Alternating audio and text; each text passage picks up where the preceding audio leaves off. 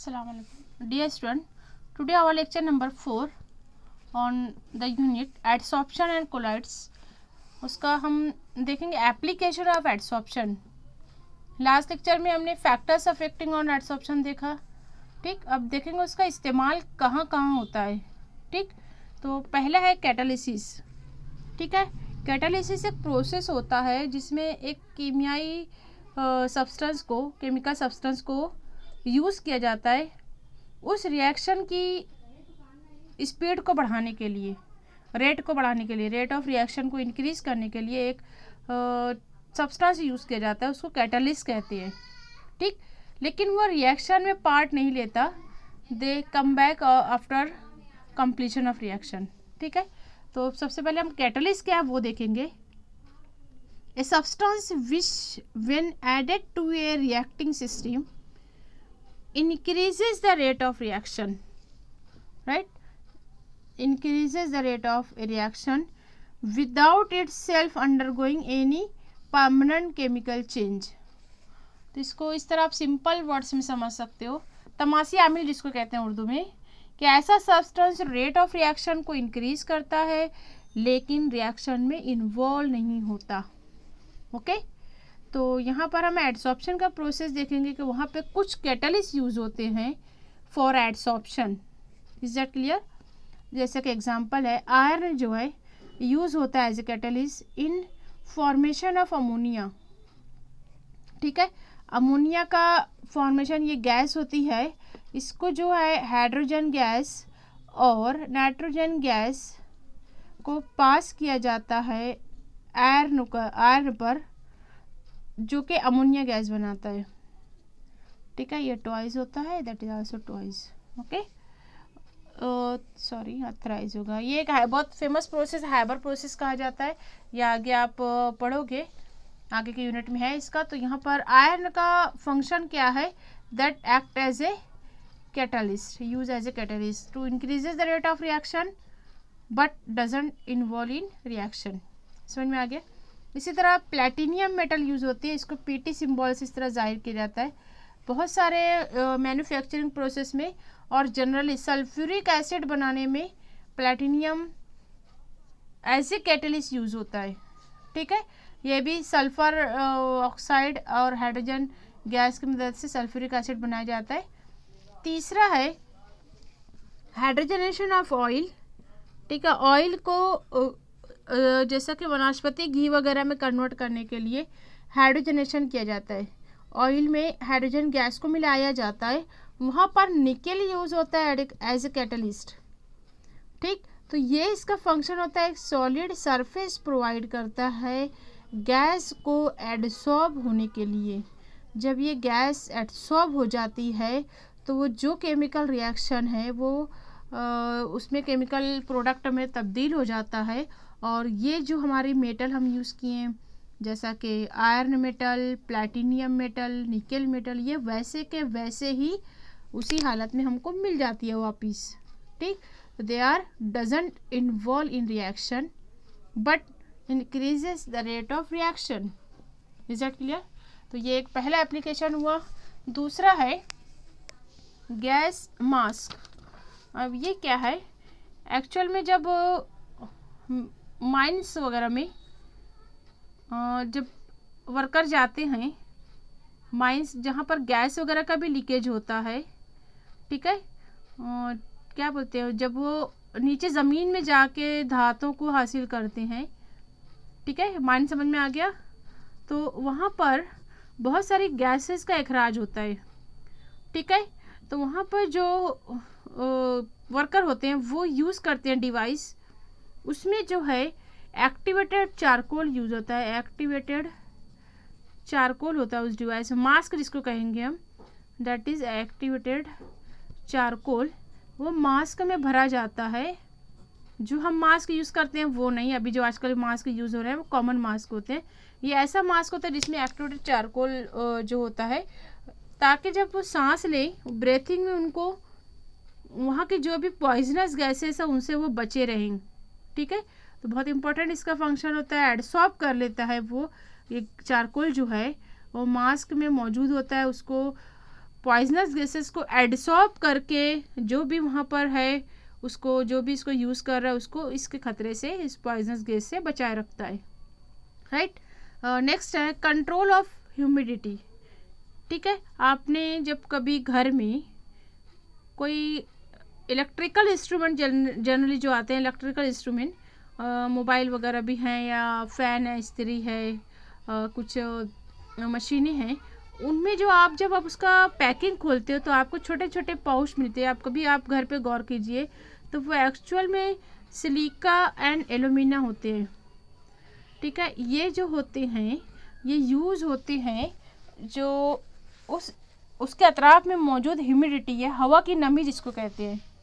ठीक है, पानी वगैरह से अगर उस डिवाइस को खतरा है तो पानी से बचाने के लिए सिलिका मतलब SiO2, एल्यूमिना मतलब Al2O3।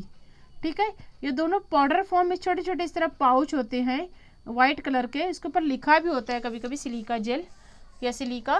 तो ये जो ह्यूमिडिटी को एब्सॉर्ब करता है, पानी को एब्सॉर्ब कर लेता है, सिंपल सा। ठीक है, आगे बढ़ते हैं। Fourth application that is production of high vacuum. ये क्या है? वैक्यूम मतलब खिला जिसको कहते हैं। कुछ जगह पर lowering of temperature at A given pressure. ठीक है, जैसा कि हमने पीछे देखा फैक्टर्स में कि टेम्परेचर कम करने पर और प्रेशर बढ़ाने पर एडसॉर्प्शन ऑफ गैसेस जो भी इंक्रीज होता है। ठीक है, जनरली ये फिनोमेना चारकोल पर बहुत इफ़ेक्टिव होता है, चारकोल पाउडर पर। तो इसी प्रिंसिपल को यूज़ किया जाता है जहाँ कहीं हाई वैक्यूम क्रिएट करना होता है, वहाँ पर इस मतलब चारकोल को रखा जाता है ताकि जितनी गैसें, वैक्यूम मतलब क्या? विदाउट गैस बराबर विदाउट एयर, विदाउट गैस। तो अगर किसी जगह पे हमें वैक्यूम क्रिएट करना है, सपोज कुछ हमारे केमिकल रिएक्शन ही होते हैं कि अगर उस वेसल में, टेस्ट ट्यूब का हमको केमिकल रिएक्शन करना है, उसको सील्ड कर दिया हमने, लेकिन यहाँ पर कुछ एयर मौजूद है, उसको हमें हटाना है क्योंकि एयर के प्रेजेंस में हो सकता है हमें प्रोडक्ट नहीं मिले। तो यहाँ पर इस ट्यूब के अंदर एक्टिवेटेड चारकोल को डाला जाता है वैक्यूम क्रिएट करने के लिए। Activated charcoal that adsorb the gases created the vacuum. ठीक है, this phenomena is generally used in some chemical phenomena or some industries. Okay, the charcoal adsorb the remaining air or moisture to create a high vacuum. ठीक, इसके लिए एक evacuated pump भी आता है filtration के लिए। वहाँ पर भी एक वेसल होती है, इस तरह फिल्ट्रेशन का प्रोसेस होता है।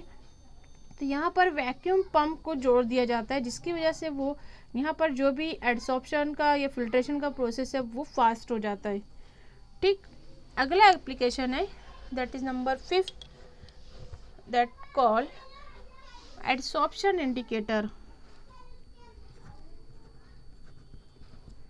एडसॉर्प्शन इंडिकेटर, अभी आप लोग का प्रैक्टिकल स्टार्ट नहीं हुआ है, नहीं तो बहुत सारे टाइट्रेशन में आप यूज़ करते हो इंडिकेटर। इंडिकेटर का ही मतलब है, आप गाड़ियों वगैरह में देखते हो इंडिकेटर, इसका होता है एक फंक्शन होता है, ये यूज़ होता है किसी कलर को डिनोट करने के लिए। रेड इंडिकेटर होता है तो ट्रैफिक को रुक जाना होता है, ग्रीन सिग्नल होता है, ग्रीन इंडिकेटर होता है तो ट्रैफिक को चालू करना है, रन करना है। तो इसी तरह यहाँ पर कुछ तरीके के यहाँ पर रिएक्शन में एंड पॉइंट डिटेक्ट करने के लिए कैटलिस्ट को यूज़ किया जाता है या फिर कुछ केमिकल सब्सटेंस को यूज़ किया जाता है as a adsorption purpose. The adsorption is use to detect the end point of precipitate titration. ठीक है, प्रेसिपिटेट टाइट्रेशन ये भी क्या है, या आपको टर्म थोड़ी बाद में समझ में आएगी। टाइट्रेशन एक सिंपल सा रिएक्शन होता है एसिड बेस के दरमियान, एसिड बेस के मिलाने से वाटर प्लस सॉल्ट बनता है, इसको टाइट्रेशन कहते हैं। ठीक, ये क्या है आप एक्सपेरिमेंट करोगे तो और अच्छा समझ में आएगा। सपोज यहाँ मैं एक एग्जांपल लेती हूँ कि सोडियम क्लोराइड को, यहाँ पर एक सोल्यूशन ऑफ सोडियम क्लोराइड, उसमें अगर कुछ कलरिंग मटेरियल है जैसे कि फ्लोरेसिन, ऑरेंज कलर का डाई है फ्लोरेसेंस, मैं यहाँ लिखती हूँ फ्लोरेसिन, ये ऑरेंज कलर का एक सब्सटेंस आता है, ऑरेंज कलर डाई, डाई मतलब कलरिंग मटेरियल। ठीक है, ये जनरली फूड में यूज़ होता है, बहुत सारे फूड कलर के लिए यूज़ करते हैं और फ्लोरेसिन। तो फ्लोरेसिन इस रिएक्शन में डाल देने पर AgNO3 के साथ रिएक्शन है सोडियम क्लोराइड की, ये बनाता है sodium chloride plus sodium nitrate. ठीक है, ये टाइट्रेशन है सोडियम क्लोराइड और सिल्वर नाइट्रेट के बीच। ठीक, यहाँ पर जो पीपीटी आती है, वाइट पीपीटी आती है, अगर हम इंडिकेटर के तौर पे यूज़ करते हैं फ्लोरेसिन तो, otherwise the colour of PPT is orange. ठीक, तो ये फ्लोरेसिन जो है ऑरेंज कलर का डाई है, ये इंडिकेटर के तौर पे यूज़ करता है। यहाँ पर हमको पीपीटी बन जाती है, ये समझ में आता है बाय दिस इंडिकेटर। इंडिकेटर का काम होता है टू डिटेक्ट एंड पॉइंट को फाइंड आउट कर, रिएक्शन मुकम्मल हो गई है उसको एंड पॉइंट कहते हैं, उसमें इसका यूज़ होता है एज ए एडसॉर्प्शन इंडिकेटर। ठीक है, एडसॉर्ब करता है, इस तरह यहाँ पर रिएक्शन कंप्लीट होती है। ठीक, और यहाँ पर रिएक्शन का इसका इंडिकेटर का एंड पॉइंट होता है रेड कलर। ये भी इतना इंपॉर्टेंट नहीं है, सिर्फ आपको प्रोसेस समझना है कि एडसॉर्प्शन इंडिकेटर क्या होता है। ठीक, reddish yellow colour, reddish orange colour, yellow colour change to reddish pink colour, it is the end point of titration. Now next application, that is separation of inert gases. Number 6, separation of inert gases. inert gases जो non reactive gases होती हैं, इसको noble gas भी कहते हैं, या आप पढ़ोगे या आपने लोअर क्लासेस में पढ़ा है, zero group element noble gases. ठीक है, तो different gases adsorb at different extent. ठीक है, हर गैस की एडसॉर्ब होने की सलाहियत अलग अलग होती है। ठीक है, तो यहाँ पर सेलेक्टिव एडसॉर्प्शन प्रिंसिपल का यूज़ करके गैसेस को सेपरेट किया जाता है। ठीक है, गैस का सेपरेशन के लिए, सेपरेशन ऑफ इनर्ट गैसेस। ठीक, ये एडसॉर्प्शन का फिनोमेना यूज़ होता है। नेक्स्ट नंबर 7, ये भी काफ़ी फेमस इंडस्ट्रियल प्रोसेस है, फ्लोटेशन, तैरना। फ्लोटेशन मतलब तैरना। कुछ मेटल्स की मैन्युफैक्चरिंग में या कुछ और से मेटल का फॉर्मेशन, वहाँ पर उसको फोर्थ फ्लोटेशन एक स्टेप होती है। ठीक है, ऑयल के साथ जब भी ये ओर का कॉन्सेंट्रेटेड ओर को मिक्स किया जाता है, तो यहाँ पर एक मेटल तैयार होता है, उसमें ऑयल ऐड किया था, पाइन ऑयल जनरली लिया जाता है, पाइन ऑयल। ठीक, यूज एज ए फ्रोथिंग एजेंट, झाग बनाने के लिए। फ्रोथ मतलब झाग बनाने के लिए ऑयल को इस जो भी ओर है, और कजधार जिसको कहते हैं, ठीक है, सल्फाइड और जनरल लिया जाता है, लो ग्रेड सल्फाइड और मिक्स किया जाता है पाइन ऑयल से। तो वहाँ पर जो गैसियस जो भी है और ऑयल का एक झाग बनता है, फ्रोथ बनता है, उसको एडसॉर्ब किया जाता है। ठीक है, therefore it can be separated, which can be taken out by the froth और द एडसॉर्प्शन मटेरियल। ठीक है, यहाँ पर जो भी ये बना है, इसको फ्लोटेशन या तैरता हुआ होता है, ऊपरी सतह पे आ जाता है। जैसे टैंक में यहाँ पर ओर की रिफाइनिंग हो रही है, ओर को प्यूरिफाई किया जा रहा है, ऑयल है यहाँ पे, ऑयल प्लस ऑयल के साथ किसी भी आप कंपोनेंट की मिला तो ऊपर तैरेगा ऑयल। ठीक, तो वहाँ इसको एडसॉर्ब करके रिमूव कर दिया जाता है। ठीक, अगला बहुत ही इंटरेस्टिंग एप्लीकेशन है in chromatographic analysis. 8th number in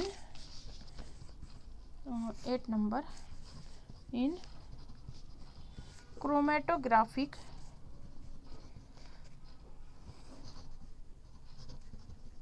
analysis. Now see what the chromatography. ये क्रोमा से बना है। क्रोमा का मतलब होता है कलर, क्रोमा मतलब कलर, कलरिंग एजेंट होता है, कलर सब्सटेंस। ग्राफ मतलब एक तरीके का यहाँ पर हमको ग्राफ मिलता है। तो क्रोमेटोग्राफी एक टेक्निक होती है जिसमें कुछ सब्सटेंस को अलहदा किया जाता है, सेपरेशन टेक्निक है एक्चुअल में ये। इसमें भी कुछ एडसॉर्प्शन के प्रोसेस से कंपोनेंट को सेपरेट किया जाता है। यहाँ पर ये भी आप 12वीं में करोगे आप लोग, सिर्फ मैं शॉर्ट बताते हैं क्रोमेटोग्राफी होती क्या है। एक यहाँ पर ग्लास की प्लेट ली जाती है, इस पर यहाँ पर हल्की सी एक सिलिका जेल की तह बिछाई जाती है, सिलिका जेल, ठीक। जैसा कि मैंने कहा ये ड्राई होने पर एक थिन सरफेस बनाती है। इसके ऊपर बहुत सारे मटेरियल को यहाँ पर लिया जाता है जो भी हमको सेपरेट करना है। तो यहाँ पर ये कुछ लिमिट तक ये रन होता है पर्टिकुलर सॉल्वेंट में, इसको डिप किया जाता है। वहाँ पर हमको एक ग्राफ मिलता है, वहाँ से हम पता करते हैं कि कौन सा सब्सटेंस है, साथ ही साथ ये प्यूरिफाई भी किया जाता है, ठीक है। इस तरह यहाँ पर ये इसके एप्लीकेशन कंप्लीट होते हैं। ये 2 मार्क्स या 3 मार्क्स के क्वेश्चन आते हैं, तो आप इसको इस तरह लिखिए। आगे का पॉइंट जो है कि अपने सिलेबस से ड्रॉप किया गया होमोजीनियस कैटलिस्ट और heterogeneous catalyst, it is a type of catalyst. अगले लेक्चर में हम इम्पोर्टेंट फीचर देखते हैं सॉलिड कैटलिस्ट की। Okay, thank you.